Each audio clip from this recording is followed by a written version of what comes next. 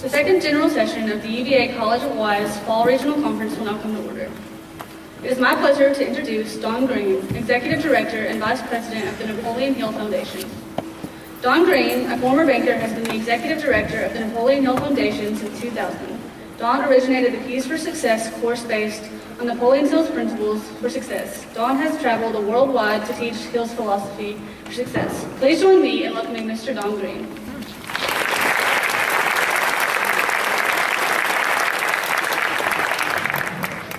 Thank you very much. Thank all of you for being here. I'd like to welcome each of you to Napoleon Hill Day 2015. Today, Napoleon would have been 132 years old, and he's affected people all over the world. It's absolutely unbelievable. We appreciate Chancellor Henry and the college for sponsoring this event each year. We'd like to thank the officers of the FBLA for sharing the time with us. Right now, I would like to recognize the trustees. We got the chair, Phil Fuentes, and Jim Olson, Jiggy Hill, grandson, and I'll introduce our speaker in a few minutes. Also, the Hill family are here. They're sitting on the front, some up in there, the grandchildren. Some of the grandchildren have never been here. But in meeting the Hill family, I'm amazed at the meeting of the children, the grandchildren, all of the success stories. They've followed basically the principle of Napoleon Hill. It's just amazing. Sometimes I feel a little bitty talking to them because of the amount of education and their experience in life. So, and they travel from all over to be here with us. So I'm very appreciative of the fact that they take time out of their schedule. And right now, I would like to introduce Jack Kennedy, who's going to read a proclamation from the governor. Jack.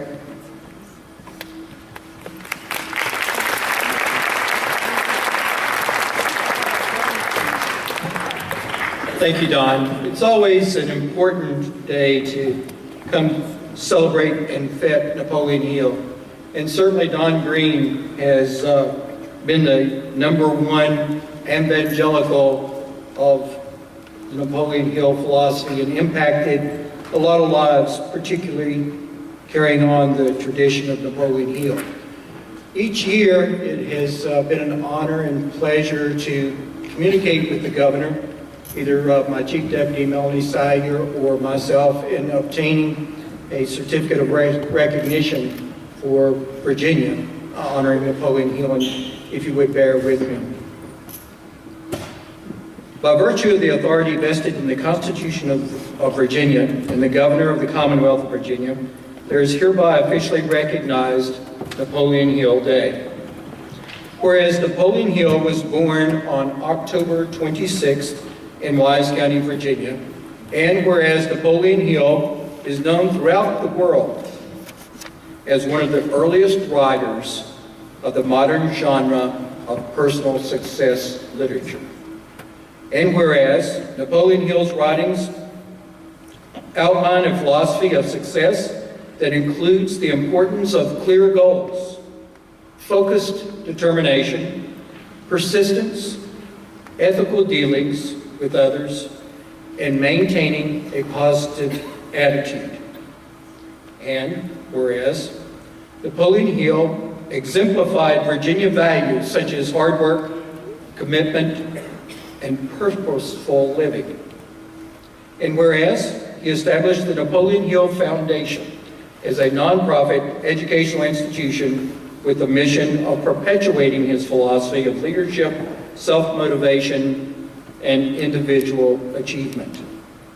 And whereas the Commonwealth is pleased to recognize Napoleon Hill for his teachings, which contribute greatly to Virginia and the nation. Now, therefore, I, Terrence R. McCullough, do hereby recognize October 26, 2015 as Napoleon Hill Day in the Commonwealth of Virginia, and I call this observance to the attention of all Virginians. Thank you.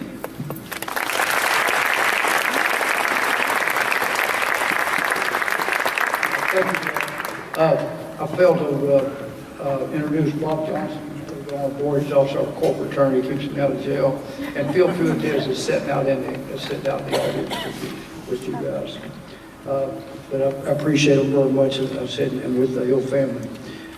Our speaker, you're really in for a treat. I'm not going to take 20 minutes to introduce him, but I want you, all the students, to know this guy's been in, he's flown in here from Thailand and South Korea. He's been up in the air many, many hours. And I know I've made that trip a few times, and you talk about 30 and 40-hour flights in an airplane. It's nice to ride for a few hours, but after a while, and there's nothing you can do but get up and pace the floor and go to the bathroom. So it's tiresome, even at a young age. But I would like to introduce our speaker, Mr. Holton Buggs.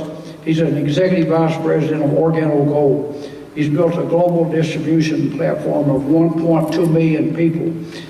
Under his guidance, he's developed the organization of millionaires spread out all over 44 countries. He's also a master trainer and speaker. He's born and raised in Tampa, Florida. He learned at a very early age the benefits of being an entrepreneur.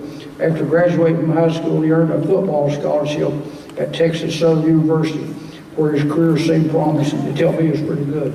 Until he injured his leg. He was introduced to the industry of network marketing. After years of being a student in the industry and business world, Holton is now the top earning home-based business distributor in the world. If I told you how much he made, he'd shoot me. In addition to his work with OG, Hilton has expanded his brand by creating a portfolio which includes his own real estate and development company, a recording label, music publishing business, television program production enterprise. He's a venture capitalist.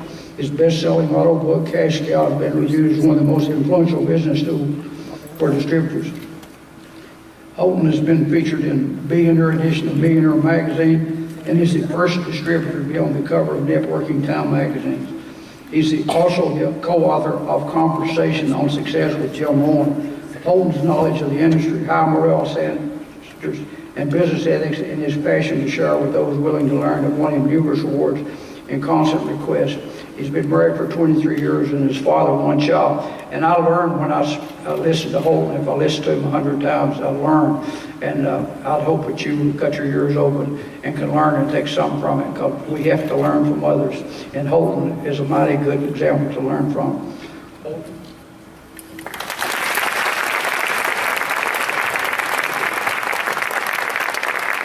Good morning everybody. How are we doing this morning? Good morning. Good. Well, I'm excited to be here. This is pretty much the first time I've had some sleep last night, and probably about almost 2 weeks. As Mr. Don Green said, I just come back from Thailand, and he told me, he says, listen, we're going to give you 1 minute for every hour that you fly from Thailand back here to Virginia. So it was a little over a 20-hour flight, so I get about 20 minutes here to talk with everyone. But I'm actually honored to be here on Napoleon Hill Day. I want to thank all the entire board, Dr. J.B. Hill. I want to thank Judith, Don Green, Chino, the entire board. I want to thank everyone who's here today, all the faculty and all the students that we have. This is a little different element for me. I was talking to Judith in the back, and I told her, I said, listen,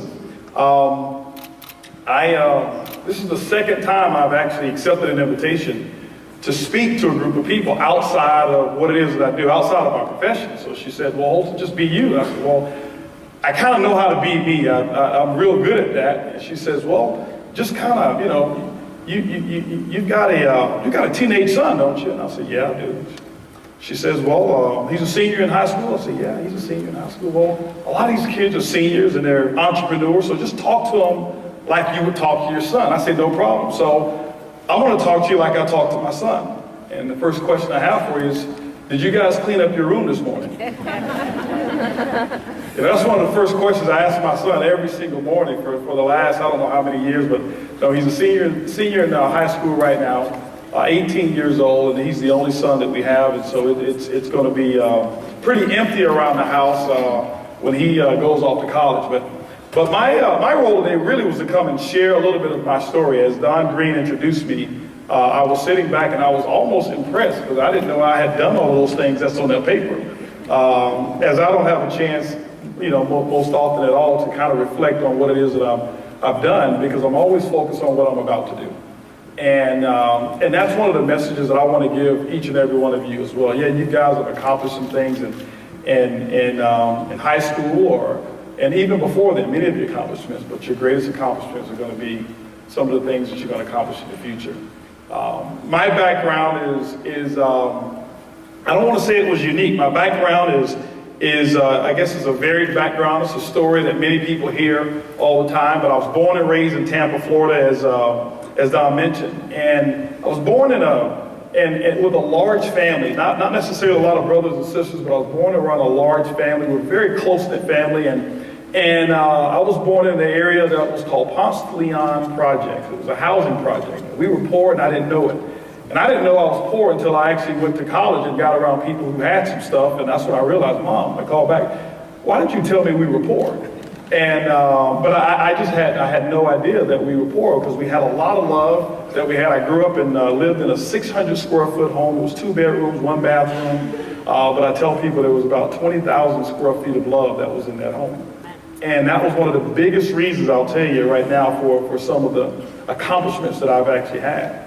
But I never forget, I was the first person in my family to go to college. Nobody in my family had gone to college, and I was the first person to do that. My mom had told me a long time ago, she said, son, listen, if you ever want to be successful, go to school, get a good education, and so you can get a good job. And that was kind of what everybody had already told her, which she never was able to do it. My dad was never able to do it. Nobody in my family was able to do it. So here I am, I'm listening to my mom, and so I figured I'd go out and get some good grades, which I did. And I was pretty good at carrying a football as well, and so they gave me this scholarship. And I was really excited. You know, everybody celebrated. I'm the first person in the family to go to college. And then I get to college, and I realized that I wanted to be something different than an engineer. I went to school, honestly, to play football. That was really my goal. I wanted to play professional football, and then I busted up my shoulders. And you don't see too many people playing on Sundays with broke shoulders. So I fell back on my scholarship, and I started studying real hard, and I got an internship. And I want to share with you what changed and what impacted my life to actually be able to accomplish some of the things that I've been able to do. I was working at an internship. I was working in Bartlesville, Oklahoma. I'll never forget it. And I'm here at this big plant. I'm watching all of these engineers, and I'm watching these people who were doing what it was that I figured I would do if I became an engineer. And they were doing all this research, and I'm one of these people that's kind of, I gotta be around people. I just love people. I have to be around people all the time. I'm an out-of-the-box type of person, people person. I get kind of loud every now and then, and I'm watching everybody follow all of the rules, and they were doing all of the things, and it was just seemed like every day that I was there was the exact same thing. Now, I'm not discouraging anybody from becoming an engineer, but I realized after one summer working there that if I was going to do this for the next 40 years, work in a facility, work in a research lab, and wear this white coat every single day, that was going to be a little boring for me. And I automatically shifted gears, and I went out, and I'll never forget, during my internship, and I got a job in sales. And this is when everything kind of clicked for me in terms of what I needed to do to prepare myself for my next chapter. And I had no idea. You know, when you're that young, you're in college or whatever it is, you really don't have a great idea on what you really want to do because you've never experienced it before. I thought I wanted to be an engineer, but there was no engineers in my family. I didn't know any engineers. And really and honestly, the only reason I went for engineering, like I said, I went for college. And I'll never forget, I talked to my college counselor. They said, well, you got to pick a major. And I said, no problem, I'll pick a major. They said, you have any idea what it is you want to do? And I said, well, I like houses, and I like drawing and designing houses. They said, well, we don't have the School of Architecture here. And so they gave me this book. And I'll never forget it. It's a true story. They gave me this book. And I was thumbing through the book to figure out what I was going to do with the rest of my life. And I get to this page, and it says Environmental Engineering Technology. And I say, the title's long, the money must be long, so this is what I'm going to do. And that was it. So I went to school for that, and I did real good. But when I got to that internship, I realized, well, this is not what I want to do. And so I got a job, and I got a nighttime job. I didn't have to. I got a nighttime job, and I got that job working in sales. And I realized that when I was working in sales, that I was getting paid according to my performance. And I wasn't getting paid the same thing as everybody else. If I did a little bit more, sold a little bit more, I earned a little bit more. So I was the one who worked part-time, 6 to 9, and I was selling electronics. And I was earning more money at that time than people who were working a full-time job. I said, wow, I want to be involved in sales.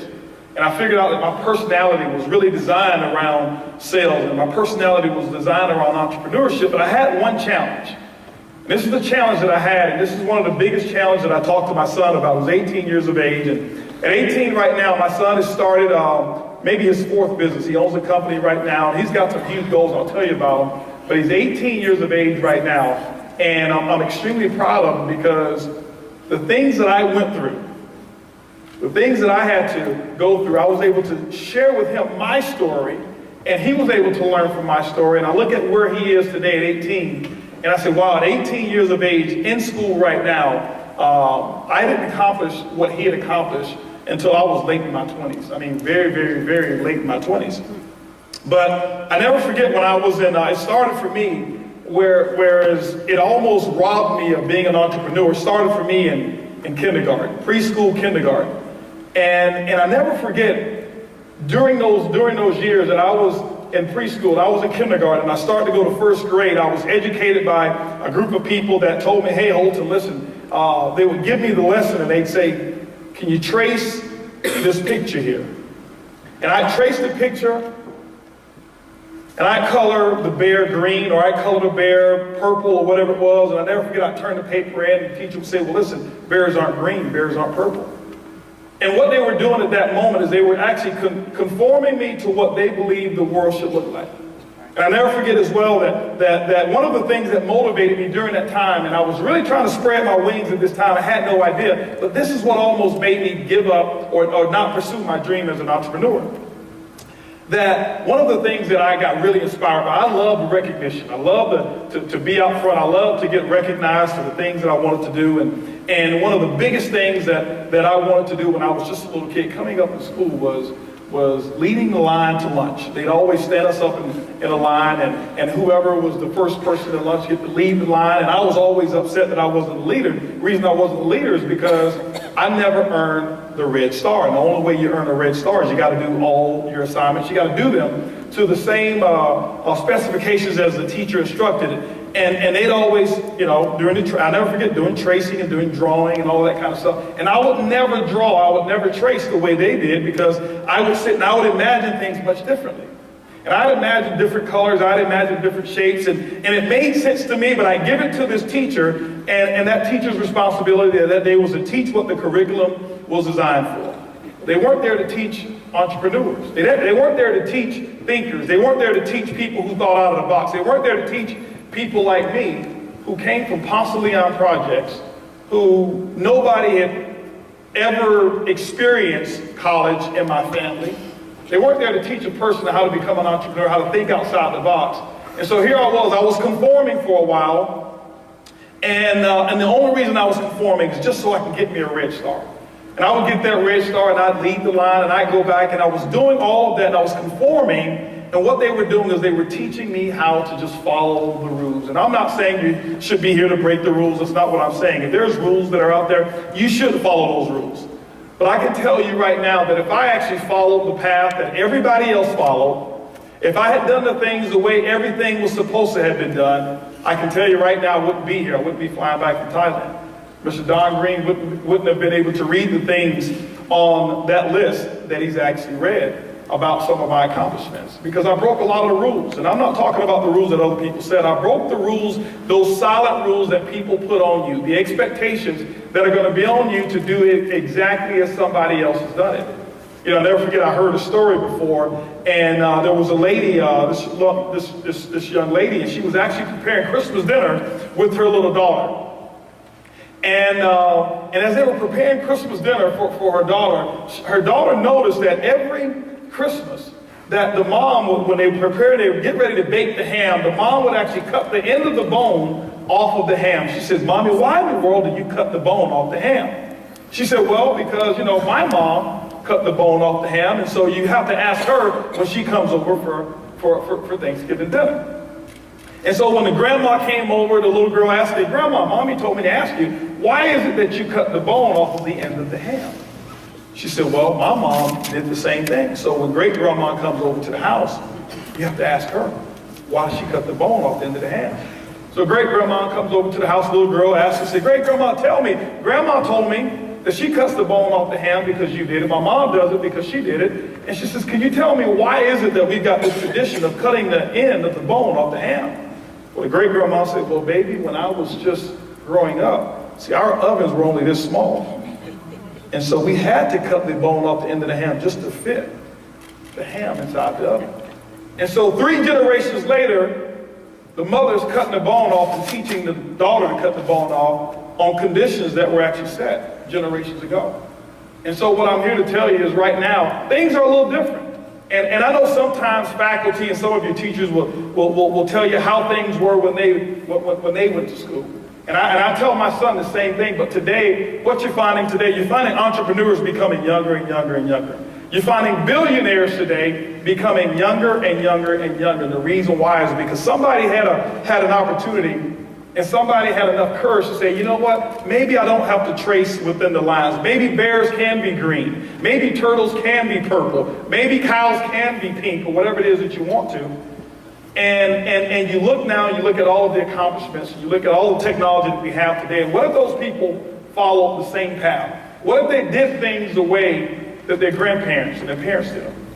And so for me, one of the biggest things that I fight for is freedom.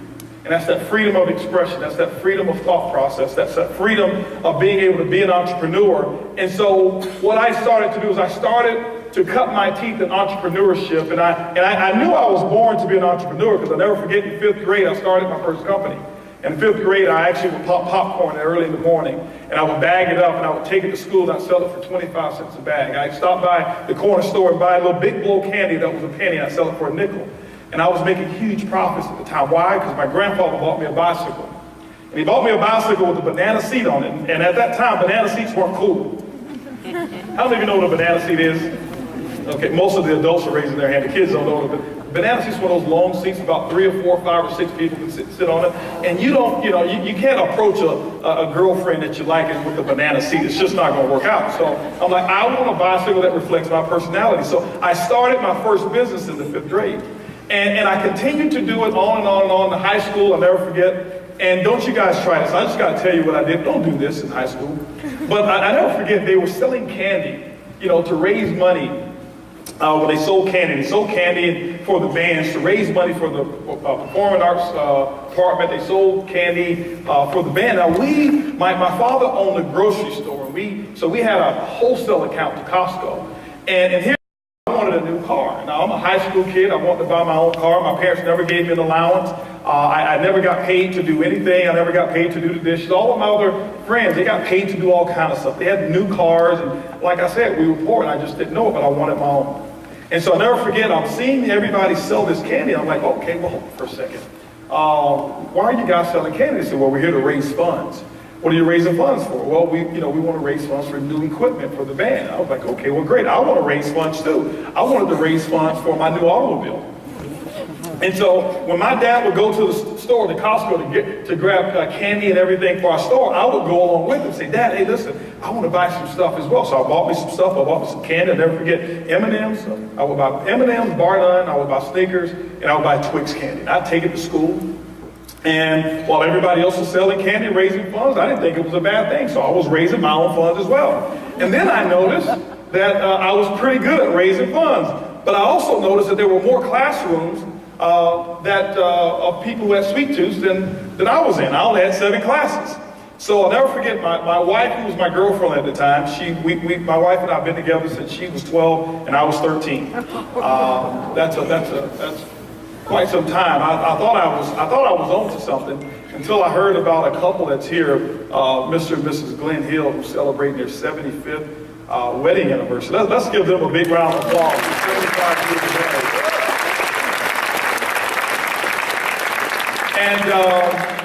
And so my wife, I told her, she was my girlfriend at the time. I knew she'd be my wife at some point in time. But I told her, I said, listen, this ride to work that you get in this car, I said, you want to continue getting this ride? She said, of course I do. I don't want to ride the bus. I said, well, here's a box of M&M's. And well, this is what I need. I need 50 cents per pack of M&Ms. See me at the end of class if you want to continue getting the ride. She became my #1 salesperson. And I actually employed probably about 8 or 9 different students to go out and sell candy. And I was also a barber. I was a neighborhood barber for children and kids, and I would actually offer them free haircuts, and they would actually sell candy for me. And so here I was, I raised enough money, I bought myself a car, and I'm like, this entrepreneurship thing is really starting to kick in, it's starting to work. But here I was, again, I was thinking outside of the box. I wasn't conforming to the trace lines that the teacher had actually told me to do. And so now, here it is, I actually get a phone call from the dean, and they say, hey, listen, we hear that you've got a ring going on. I'm like, what do you mean? They say, you've got a candy ring going on. I say, yeah, I'm raising funds for my new car. I said, matter of fact, it's out there. And that was when, that was the end of my ring. That got shut down. But I had caught the bug. I caught the bug of being able to be productive. I caught the bug of being able to take a product, a service, or something, and go out there to the marketplace, compete for it, and be able to make a profit. And it just felt good being able to make a profit. And then after I finished school, I'll never forget, I finished school and I decided I was, like I mentioned, I was not going to be an engineer, so I started my own company. And that was when life actually settled in. I started a furniture company. And when I started this furniture company, I knew nothing about furniture. I knew zero about furniture. I had no knowledge of the furniture business whatsoever. And but I saw I saw an opportunity, and I actually took advantage of it. I went to my grandmother, and I actually took a loan from my grandmother.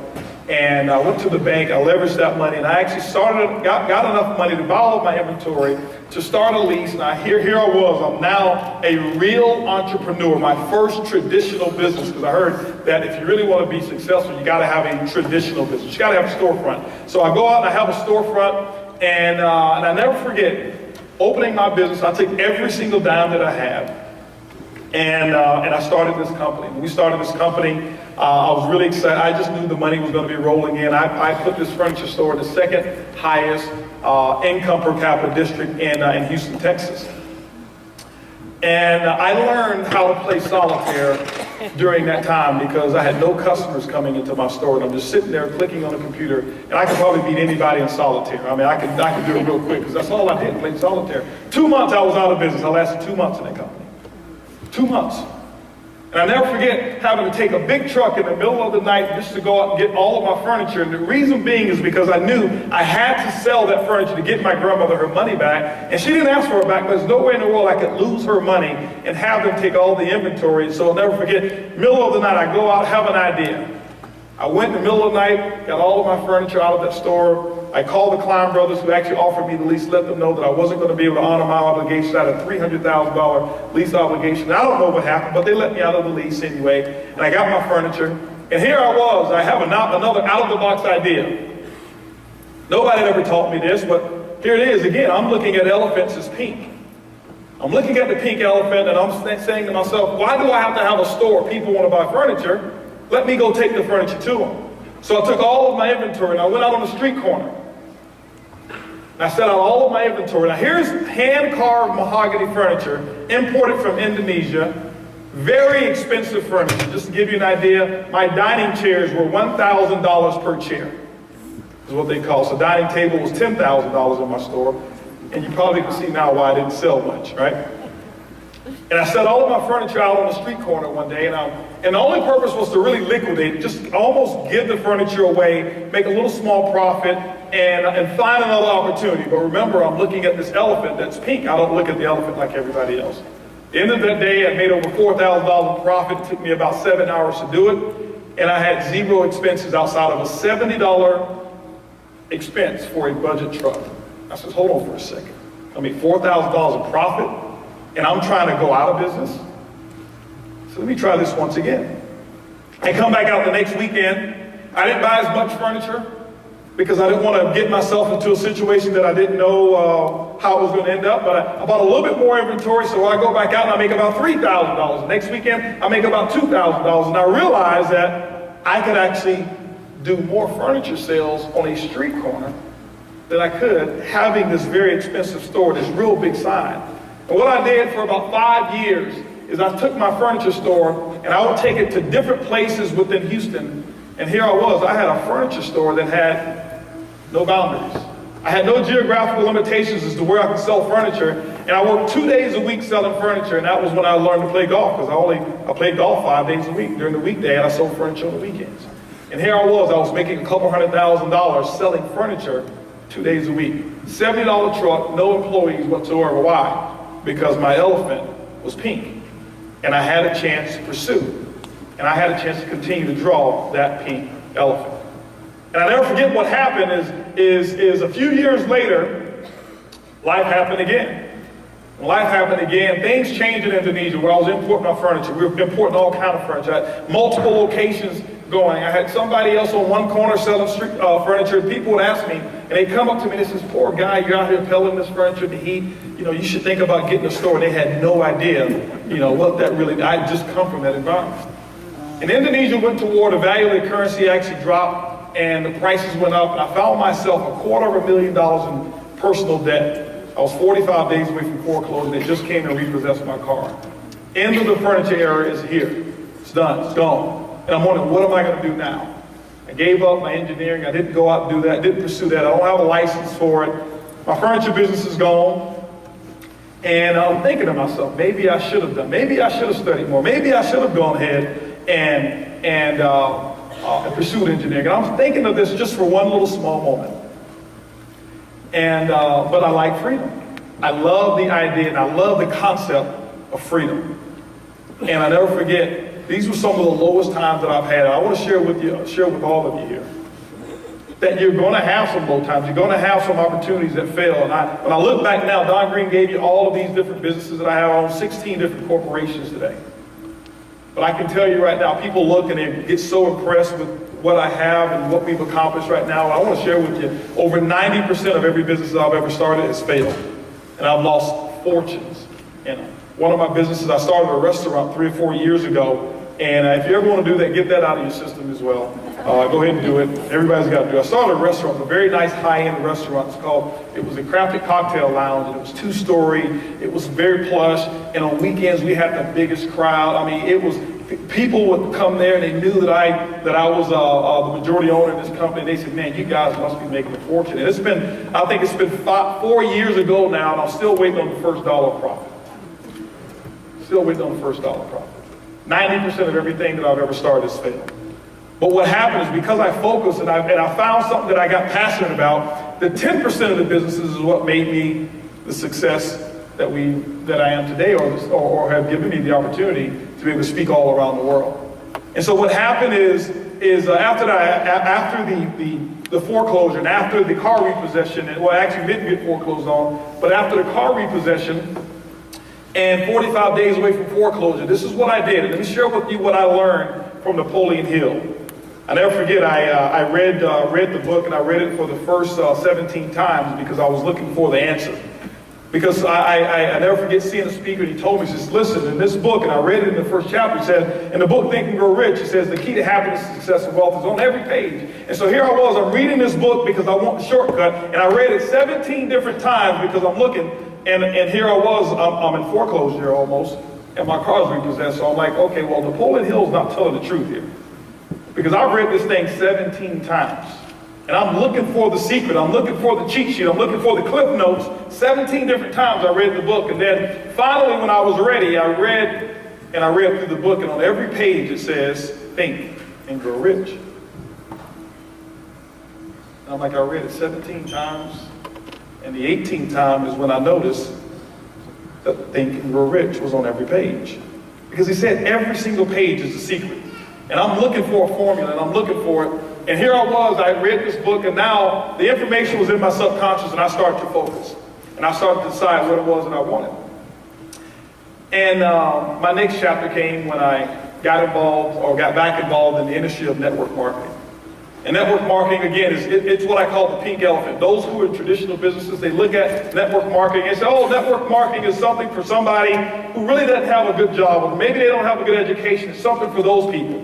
So I started this little business and didn't have much success. My first 7 years, I never made more than $500 in any one month. in 7 years. I spent about $70,000 in personal development, going to seminars and reading up on people who had learned from Napoleon Hill.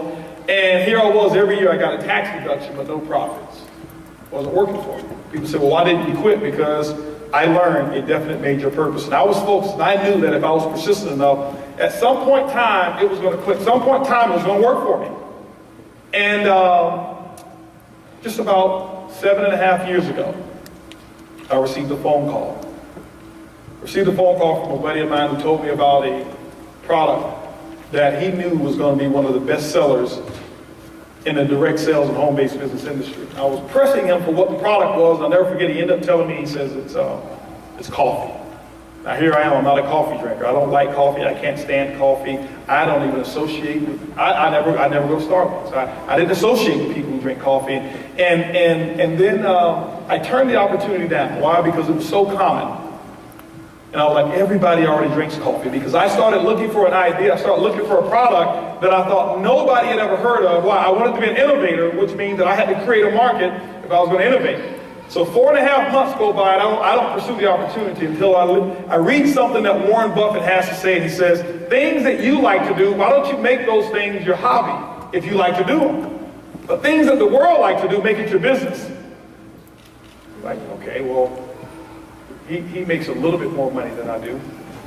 So his advice might be worth listening to. And so I'll never forget, I go back and I revisit the gentleman who had offered me this opportunity, offered me the product, and I tried it, and I thought it tasted pretty good, but I never tasted coffee before, so didn't have a good reference point. I gave some friends, some neighbors, and 10 of my neighbors, and 7 of them thought the product tasted good. 3 of them asked about the opportunity, and here I was. I'll never forget, just a couple of weeks later, I started this little small business in my home.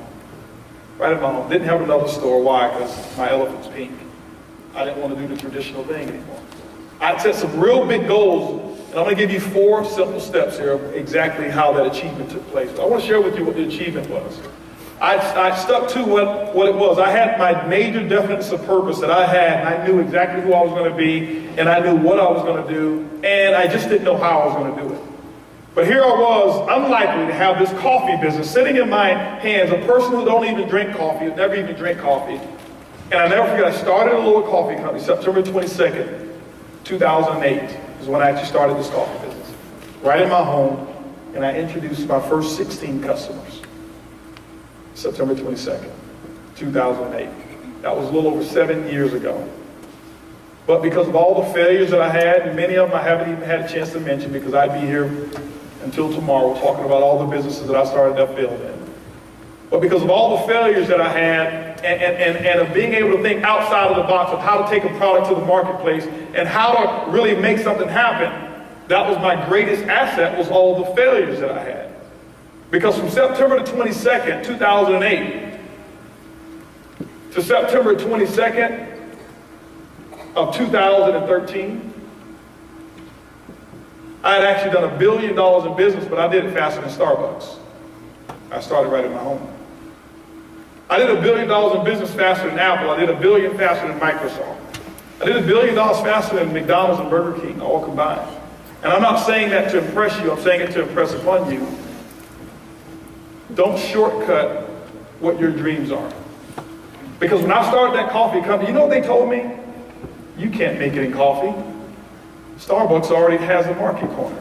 And I told them, I said, I'm not looking to corner the market. All I want is 1% of the coffee industry. 1% of the coffee industry for me was $112 million per month coffee sales.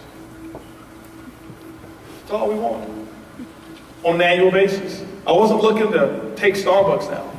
And since then, we've now built an organization where we have, now approaching 2 million people around the world in 47 different countries that actually sell coffee, that got started from the 16 people that I invited in my living room. And do you know out of those 16 people that I invited in my living room, do you know the majority of them told me no, it wouldn't work? But my elephant was not gray. My elephant was pink. My elephant was a completely different color. And the basis of all of that came from 4 simple principles that I want to leave you with. If there's anything I can leave you with when I talk to people, I give them 4 principles that I govern my success with. I give them 4 principles that I always use in anything that I do. Number 1, you got to be able to picture your success. I tell people don't get what they want, you get what you picture. People say, well, how do you know people don't get what they want? I say, because every single year, around January, everybody in this room, specifically many of the adults, are going to set some goals. We call them what? New Year's resolutions. Some of the biggest goals are, I want to lose weight, I want to stop smoking, I want to make more money. And they always start by, I want. And guess what? They get exactly what they want. 10 years later, they still want to make more money, they still want to lose more weight, they still want to stop smoking. Because you don't get what you want, you get what you picture. And so what I'll tell you is that you've got to be able to imagine your success. You've got to be able to see it so vividly, and you've got to be able to find and define exactly what it is that you want to do, and you've got to see it plain as day, and allow your mind to be your navigational system to take you towards that picture. The second thing that you're going to have to do is you're going to have to decide what you want to give up to get the things that you want. And I never forget, I had to give up some things. See, I used to love to hang out with the fellows and things of that nature. When I got serious about becoming an entrepreneur, I couldn't do the same things that I did. I had to give up golf. I had to give up television. And I gave up golf. And I gave up golf for years, and I love to play golf. And now I've got a house on one of the most beautiful golf courses in Houston. I've got a house in California that's on a golf course, and I have 2 country club memberships. Why? Because I gave it up at one point in time. I gave up television. Gave up watching television. Why? Because there was nothing on television that I saw coming on from a programming standpoint that was going to take me towards my goal. And so I was so focused to where I wanted to go. Anything that came into my path that didn't associate with that vision, I gave it up. But you don't give it up forever. It's like an investment. Any investment, you give it up and you expect a greater return. I gave up television for about 5 years. One of my houses that I have in California, I got 17 televisions in. Why? Because I gave up television. I'm building a house right now. It's about 28,000 square feet. I think it's got 26 televisions in it. I don't watch them all. I still don't watch that much. But I gave it up. And I'm telling you this because you can do whatever it is that you want to do. You can have whatever it is that you want to have, but you got to be willing to give up a little bit of stuff. I gave up radio. I didn't want to listen to the radio because there was no music that was positive, and now I own a record label and I own a television production company. Why? Because I gave all of those things up. I had no idea that I was going to be in the music business, but I just know whatever it is that you give up, if you give it up in the right perspective, it'll come back to you. Number 3 thing that you've got to do is you've got to pick a champion. You've got to find a mentor. You've got to find somebody who's done what it is that you want to do, and you've got to duplicate exactly what they've done. And sometimes that's not so easy to find. It's not so easy to be accepted into mentorship by the mentor. But you've got to set an example of being the right protege, and I want to let you know that people don't mentor you because you need mentorship. People mentor you because you deserve mentorship. You're going to have to go out and set that example. I have people today write me every single day, Mr. Bugs, I need your help. Well, of course you do. Of course you need my help. Of course you'd like for me to talk to you. Of course you'd like for me to mentor your son. What have you done right now that's deserving of somebody separating themselves from their family and their time to invest it into you? And that's what you're going to have to do. Because I can tell you right now, every success person out there is looking for a successor. They're waiting for somebody just like you to show up and say, this is what I've done.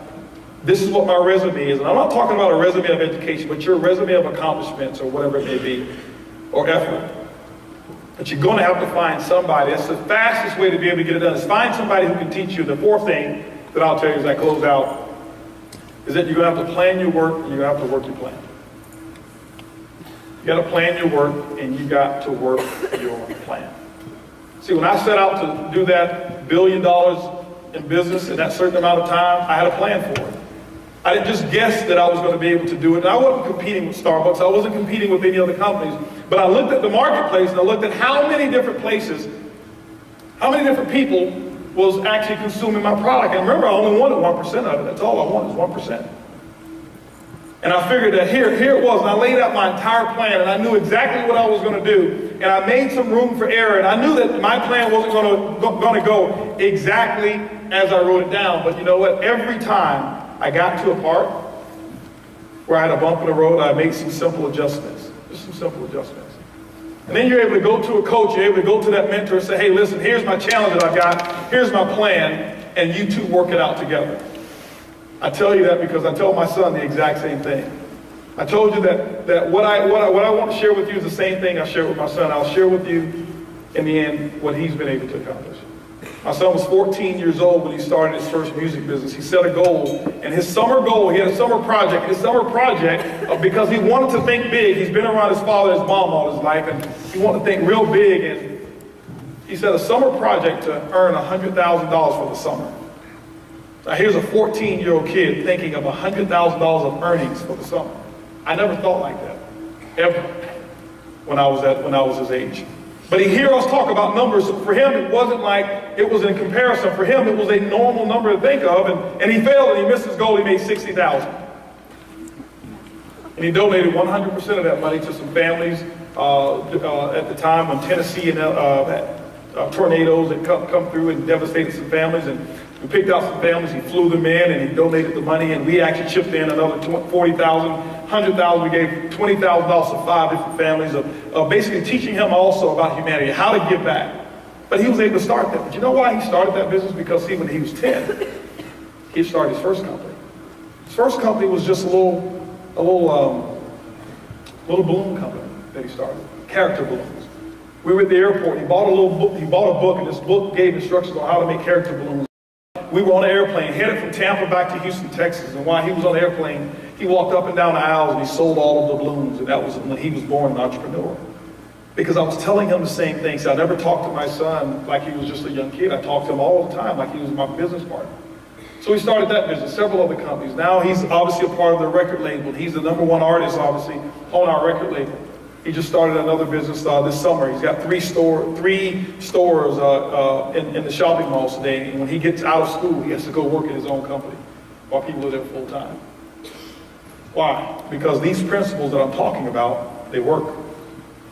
And this group of people here, future business leaders of America, the thing I want you to understand is that there's no limitations on what you can accomplish. I believe some of the greatest inventions, I believe some of the greatest business concepts, I believe some of the biggest and best opportunities can actually be born from the group that's right here. Because I know when I sat into an auditorium just like this, nobody would have picked me out of the audience to say, this guy here is going to accomplish what he accomplished. Because everything was working against me. No college educated parents, no money to go to college. I had to get a scholarship. Didn't have anybody who could go and mentor and coach me and teach me in the business world. Didn't have any of that stuff. Didn't have all the positive mental attitude that the Napoleon Hill Foundation teaches. And all that stuff came a lot later.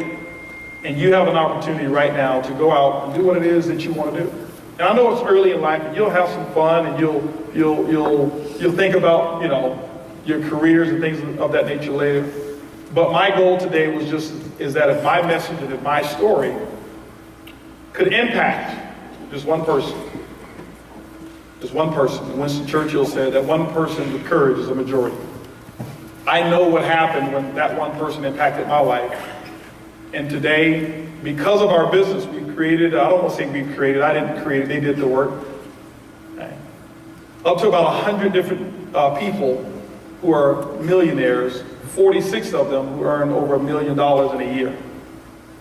Why? Because one person shared that book, Think and Grow Rich, with me that I read 17 times. And then I got the principle of definiteness of purpose, and I never gave up on my dreams. And so if there's anything that I want to leave you with, it's 2 of them.